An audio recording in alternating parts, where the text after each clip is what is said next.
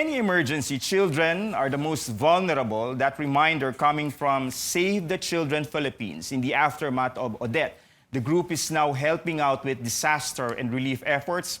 Here to tell us more about what kids need is the organization's humanitarian manager, Jerome Balinton.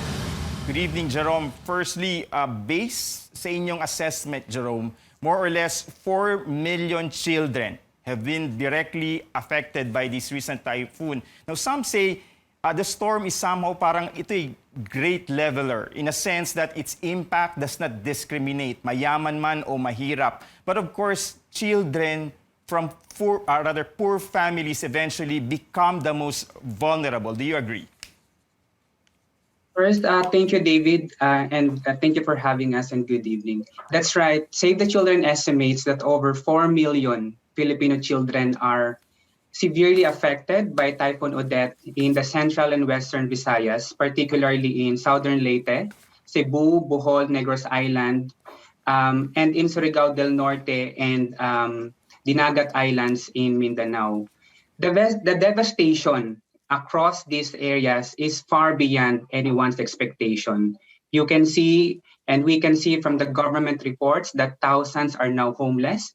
Based on the recent data from the NDRRMC, there are over 6,000 households whose houses were badly damaged, particularly those living in coastal communities. There's a desperate need as well for food and water, because there's a lack of enough supplies in these communities, and water supplies have badly damaged. That's why we have already heard reports of waterborne related diseases in some of the areas. Another great concern that the children are facing right now across these areas is the mental health and psychosocial concerns.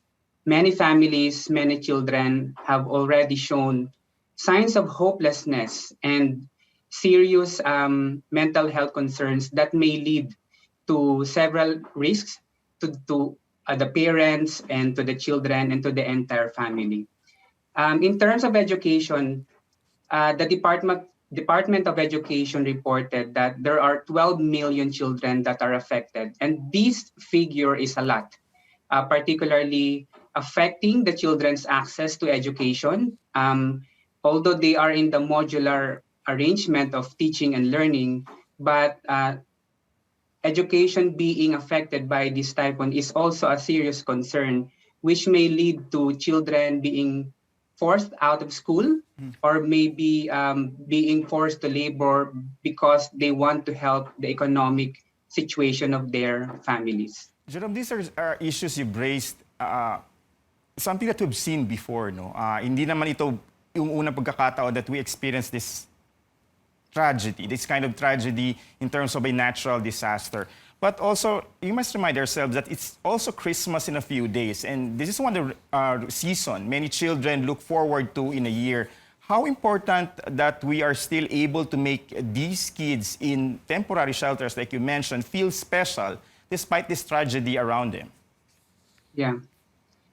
Whether it is Christmas season or we are celebrating something, the government and the humanitarian organizations should treat the situation as urgent and which needs urgent support.